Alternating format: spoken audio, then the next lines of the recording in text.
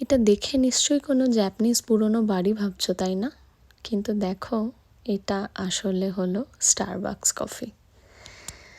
তোমরা তো সবাই নিশ্চয়ই জানো স্টারবাকস ওয়ার্ল্ডের বেস্ট কফি চেইনসগুলোর মধ্যে একটা এবং অন্যতম।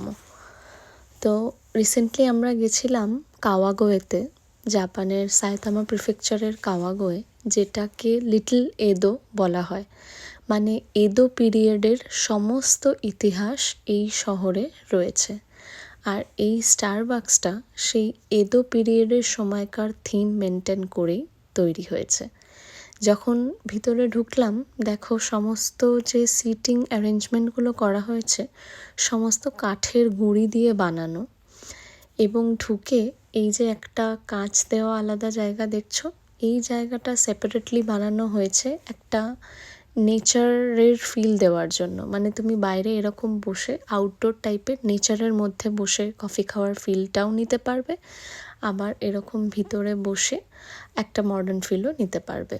এখানে স্টারবাকসের যে সমস্ত জিনিসগুলো হয়, বটলস, কফি মাগস, আরও কফি, বিভিন্ন কিছু ছিল। বিল্ডিংটা একেবারেই এদো পিরিয়ডের সময়, এই যে বাকি বিল্ডিংসগুলো দেখছো এদো পিরিয়ডের সময় এরম বিল্ডিং ছিল, ঠিক সেই থিমেই এই স্টারবাকসটাও বানানো হয়েছে। অসম্ভব সুন্দর লাগছিল।